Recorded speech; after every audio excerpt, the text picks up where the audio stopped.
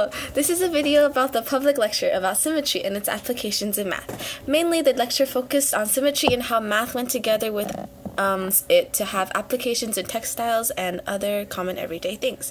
At first, it started off with pretty basic ideas about symmetry, but then it started to go in deeper. Something I really enjoyed looking at was looking at a tractor and how it folded up different parts of the pattern to make the pattern more easily. Especially the Mobius strip one was really cool. So I think that was something that was really interesting about the lecture. And then the lecturer started talking about curvature, darts, godets, dislocations, and disinclinations, basically things that went into designing the perfect mathematical dress. It was really interesting to see how much needed to go into the designing one simple dress so that the pattern looked correct. It wasn't scrunched up and it was straight, and there was no anomalies with how everything was located.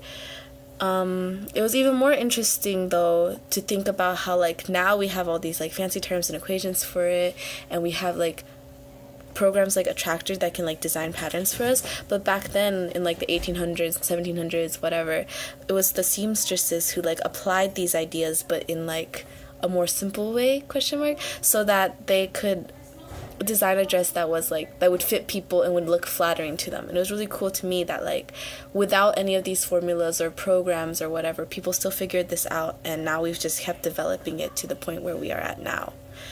Then the lecturer went on to create patterns with pentagons, heptagons, and hexagons, and other polygons.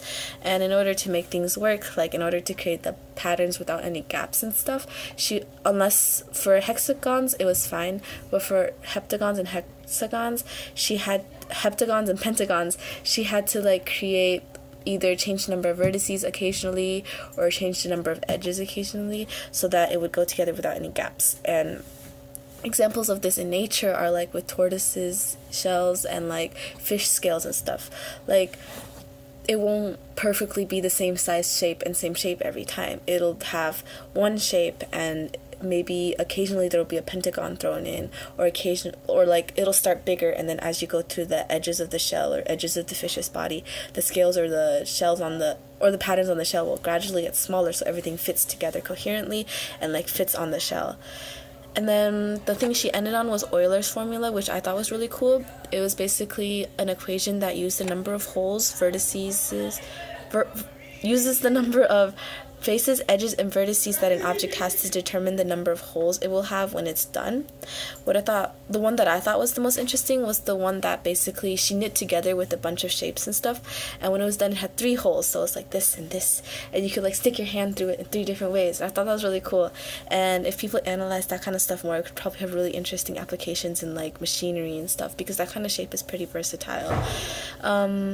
Then afterwards, I looked at some more videos about symmetry, and something that I thought was really interesting was that these people were teaching symmetry to people using dance, and I thought that it was cool because usually symmetry, analyzing these things, patterns, is something that you use mentally, you use your brain to think about and you analyze that stuff.